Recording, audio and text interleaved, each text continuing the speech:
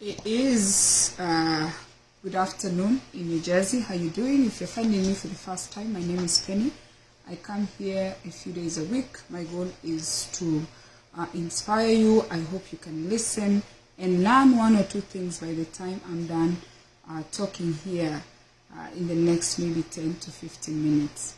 I appreciate your support. For those ones who have been very supportive, I don't take it lightly. I appreciate your support. So when you come in, please share this video, because sharing is caring. I invite you into my personal space because this is what I'm doing. We've been doing this book. I'm working on myself, and we want to be grateful that God has blessed us with these spaces, social media spaces. You never know who you're going to touch by sharing.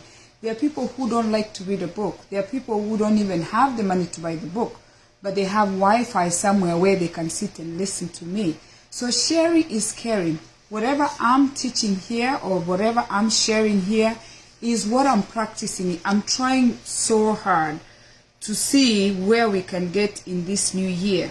Now, yesterday we spoke about a community, rediscovering your community. You need to know your community. The community is where you are. You have your local community, you have your online community, you have your previous community. And yesterday we spoke about identifying what your community means to you. And today we are going to figure out, okay, what do you want from your community? When you think about your community, what are you looking to get from your community? All right. The first thing is to be able to preach whatever you're preaching, whatever I'm telling you right now online. I should be able to practice almost all the things I'm telling you. I might not succeed, but we want to practice what we are preaching, which is the hardest thing for especially parents or especially people who we call leaders. People are telling people one thing and they're doing another thing. Do you believe in what you say as you're trying to figure out a community? Whatever you tell people, do you actually believe in what you tell people? Because you know what? If you don't, that means you're living a lie. When I come and tell you, let's do this, let's do that, am I living that? All right?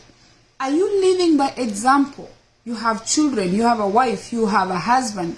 All these things we tell people, maybe in churches, in communities, in gatherings, everything that you're telling people, are you living by example? So that way, whoever you're leading can look at you and be like, you know what? Yeah, she's doing it. I can do it. If I tell you, you need to check your health and wellness, you can clearly see that I'm really minding my health and wellness. You can clearly see that I'm cooking meals. You can clearly see that I'm growing my vegetables. You can clearly see that I have the chicken that, are giving me eggs. Whatever I'm telling you, if I bring my camera to you, you can see that I'm practicing these things. Okay? And as you're trying to search for a community, you need to ask yourself, okay, what are you going to bring to your community? What kind of value do you have? If you have value in you because you worked on yourself, you're practicing whatever you're preaching, you want to ask yourself, what are you going to add to the new community that you want to be a part of? Because we said yesterday, it is very, very important for you to be in a community. Don't wait for something to happen for you to find a community, because the community will not find you. You have to find a community. Yeah? Good morning, or rather good afternoon. Babes, we are thriving. We are the village girls. Okay? So, are you the leader that takes away from everybody? We have now leaders who they promise poor people, that's why I don't do politics, I'm going to do this, I'm going to do this. They lie to people. They lie to people who are helpless, promising them that they're going to do A, B, C, D, but they are not adding value. They take value from these poor people, especially the voters. An average voter is a poor person, especially in third world countries. Even in America, the majority voters are people who are looking for systems that are going to work for them, for programs that are going to help them come out of poverty. And the average politician, the average leader, whoever calls himself a leader, is successful. They own businesses. Look at the Trump, look at the Bush, look at the Uhuru, look at all the other presidents of other countries. There are no leaders that are actually broke. They already have the money. And then they come to the people and tell them, if you want me to help you come out of these situations, vote for me. And once I become a leader, I'm going to change your life. How many of you have heard this? Okay? How going to add value to the people in your community, that community you want to be a part of, okay? Are you an honest and trustworthy person? When you make a promise, do you follow through, or you make promises and you just take off, okay? Respect is earned, and respect cannot just be earned. Respect is earned when you're going through a crisis, when you are promising things you know it's going to be impossible, but somehow you find a way to deliver even in very difficult surrounding circumstances.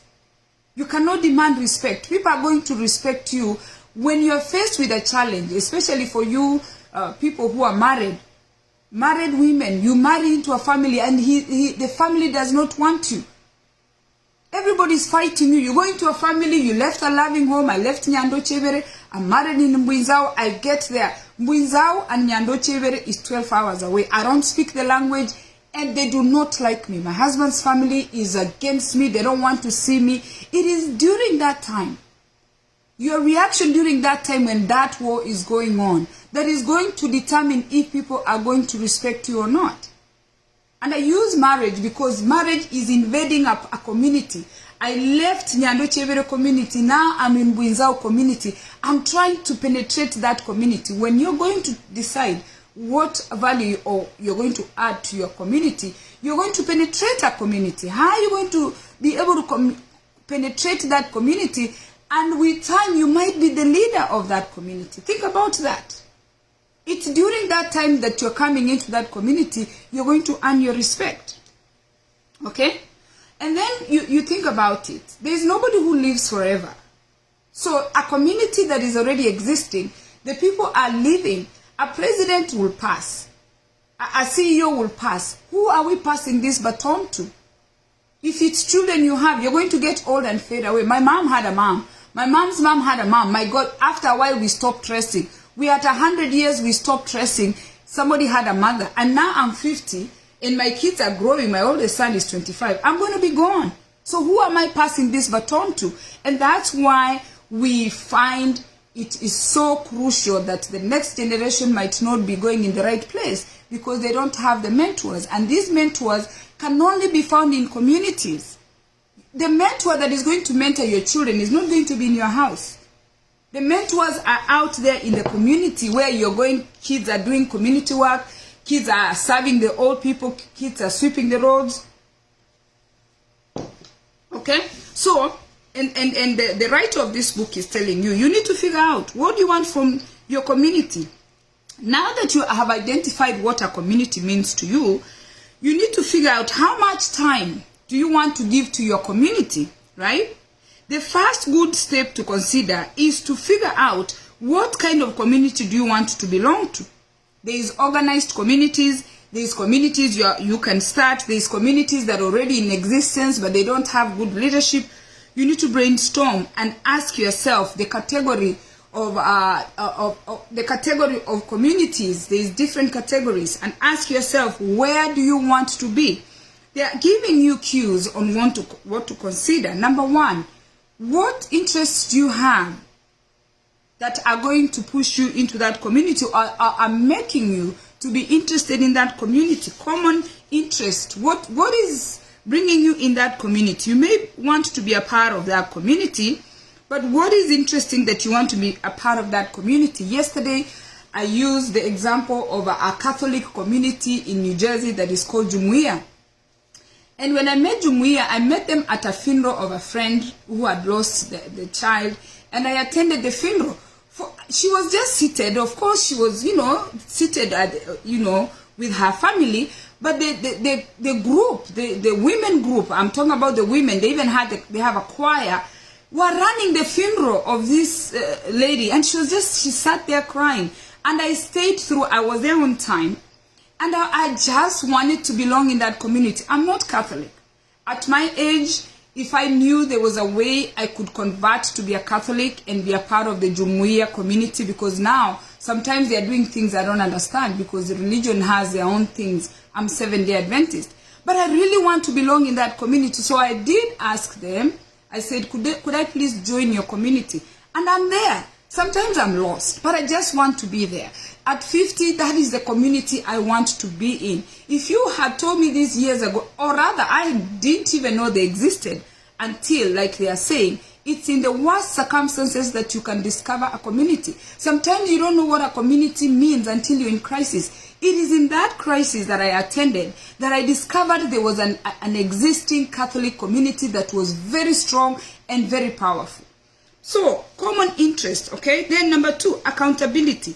Some people want a community, let's say, where they are working out, or where they are doing health and nutrition, or where they are walking. You might belong in a community where you want somebody to hold you accountable. It could be a reading club book. It could be an investment group. You need an accountability partner. So you might find yourself in a community where their goal in that community is to hold people accountable. Accountability. Okay? Then there is other communities like we have in America, in Kenya we call them chamas. Chamas za matanga, like bereavement groups. They are calling support groups. Okay, you could be grieving a child, you could be grieving a husband, you could be grieving a pet. There's different kinds of community support groups depending on whatever challenges you're going through. So you could join a support group because now you just went through a divorce. I know on Facebook there's a group for divorced women, there's a group for divorced men, there's a group for breastfeeding. There are different kinds of community groups on Facebook. And now you could join that group because you're looking for a support group. And then there's other communities or other groups that you can join. Number 4, you could join a group because you want to give back. You want to be a volunteer. For instance, we have an organization called Amasase that I founded in 2017. And our goal is to give back to orphaned children. We gather money every year and we pay school fees for children who don't have a mother, who don't have a father. And we also give the girls sanitary towels and the boys, you know, every now and then when we have extra money, we can buy the boys underwears or something, whatever little we can. And also we give diapers to special need children, and sometimes we give a little financial support to the special need parents who have children and sometimes they can't even afford to buy themselves a thing. We recently sent one of our ladies from a mother that has a special need child. We found someone to watch her son, and then she took a trip. There was a trip that was going on, a group trip, a bus tour, and we paid for her to go for 3 days so she can take a break from her son. She lives in Kisii and she's not able to leave because financially she can't even afford that trip. Financially she can't afford to pay someone, so she's always with her child. So we spoke with my assistant and we are like, you know what, let's just help this lady just step out. So that is a give back. It's not because we have. We just want to do little things for people that might otherwise not afford those little things. Sometimes some of these things cost $50. Some of these things cost $100. They are not expensive events for some of us who are in different parts of the world. And it doesn't always have to be in Africa. It could be even in America. You know a mother who has special need children that, you know, she doesn't trust anybody with her kids. She doesn't want her kids to leave the house. Go babysit for that person. Start going, visiting, hanging out with the kids. You're going to learn the ways she works with the kids. Or if they are a couple, husband and wife, and then give them a break. So you can join a community by wanting to volunteer and giving back. That is your primary goal. And they're telling you to understand why this matters. This exercise in creativity and power, you demonstrate yourself that you demonstrate to yourself that you have options that you can actively choose and to take a different path in your life. Engaging in common interest might translate to more fun and learning, while accountability makes you likelier to do something or achieve a goal that you never knew you could achieve because you have the support. Having support means you know you're not alone. Last, giving back helps people to feel purposeful. You need to have a purpose. You can't just live. And connecting with what matters, okay? You need to tell yourself, these types of community that I mentioned above, which are you have common interest, you have you're looking for accountability community, you're looking for support community, you're looking for a community to give back. Okay, ask yourself which one is the most interesting to you. Which kind of community do you want to join? Okay, and then ask yourself which will be the easiest community for me to join, because one is common interest, the other one is an accountability group, the other one is a support group, the other one is a volunteer group. Choose which one will make more sense to you. And then they are telling you need to take action. Start testing different types of groups according to the communities you've identified. Okay, some of the groups will better fit in right away, and some might not even fit right away. All right, adapt the mindset of curiosity. Try to find out what is happening in other communities, and once you get in these communities, it is possible that you're going to turn out to be the leader of that community, because you have value. Once you have value and people identify that you have value, they want you to add value in their support group, you might end up being the leader. They might give you that position and they'll say, oh, Penny, you have strength in this. Take this leadership role and lead others. Okay, be curious. Otherwise, you might be discouraged, because it's easy to feel dejected when you join a group and you feel like you're not of value.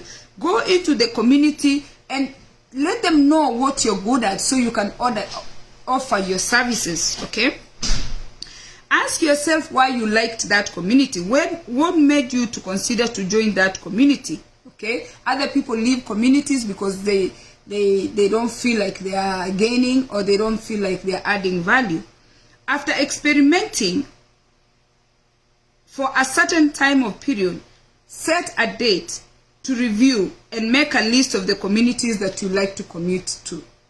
Okay, after you've done all that I have said, review these communities and ask yourself, which community do you want to join? This morning, I had an amazing opportunity to have breakfast with my co-workers. I've been out of work since October. And I thank my co-workers that have this breakfast club, that we are able to meet every now and then and have breakfast. That's a community, right?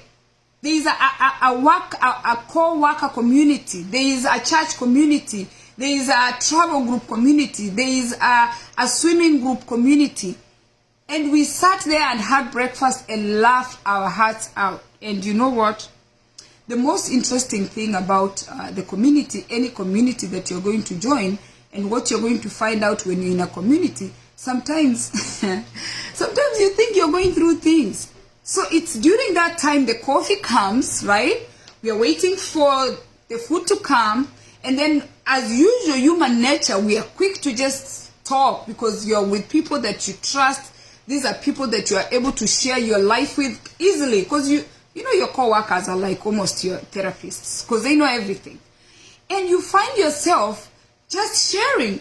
And the next thing you know, this is me, I'm always like, oh my goodness, I thought I had it bad. I'm listening to the other one gives the story. I'm like, ooh, I thought I had it bad. Then I'm listening to the other, oh my goodness, these are real stories. That's what happens in communities. And there's a book I read very many years ago. It was by Elizabeth Gilbert, and the book was Eat, Pray, and Love by Elizabeth Gilbert. In that book, Elizabeth, I don't remember the countries that she went to. Let me do that right now, because I wanted to talk about that, to tell you, Eat, Pray, Eat. It's called Eat, Pray, and Love, the book, Elizabeth Gilbert. In fact, I picked this book many years back at the trash, at a dumpster, when I went to throw clothes, and I found the book outside the dumpster, and I picked it and I read it. Then after that, I went into reading some of her books. Okay, so this lady, the writer, wrote this book after she had gone through a breakup. She went to Italy. She's the one that inspired me to go to Italy. She went to India, and she went to Indonesia. And she has written another book. What is the other book of hers that I read? There's another book. Elizabeth Gilbert books.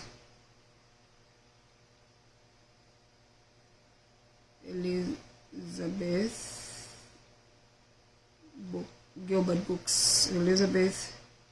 I'm holding my thought about that because I want to talk about the other book that I read. One of her books that I read. This one. Okay.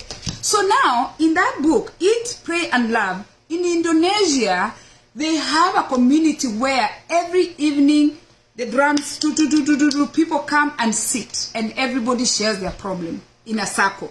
And it's separated in groups, the young people, age groups, like that. Now my mom will sit with 80-year-olds. My husband will sit with 50-year-olds. I'll sit with my 50-year-old. And then everybody says what happened to them during the day and any challenges they have. And that's done every day. The drums go, ba, ba, ba, ba, ba. And I learned from that book that if group therapy is amazing, because if you think you're going through a crisis, somebody has a worse crisis than you. If you think your children are giving you a hard time, somebody is trying to have that child. There's somebody somewhere who has tried in vitro, who has tried anything, and they're just praying for any kind of child. You have, and you're so fed up with yours. In any circumstances, when you're going through your crisis, there is somebody going through that particular crisis, but it is worse.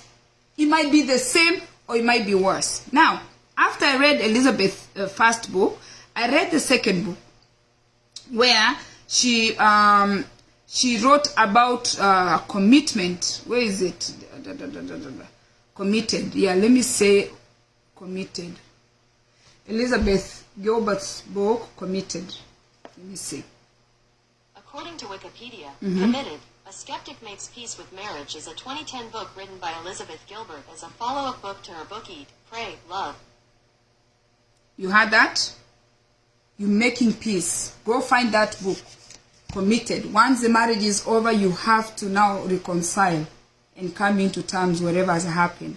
And when you belong in a community, there is no challenge that is going to happen that is going to bring you down. Every challenge that you face, there is something good that is going to come out of it. I listened to a podcast this morning where a CEO was being asked if he had to do it over, looking back in the past year, what could have he done different if he had to go back?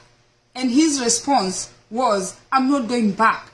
All the challenges that I faced last year are challenges that I want to use to be a better person. All my setbacks were my comebacks. For every challenge that he faced, he's not looking back. He's not regretting. He is thinking that for every challenge, I can better 2024. And that's the challenge I have for you as you're looking for a community to join. Share this video. I hope you listened. I hope you learned one or two things. By the time you're done watching me, you'd have gained something that is going to help you to live a life with purpose. We are not perfect people.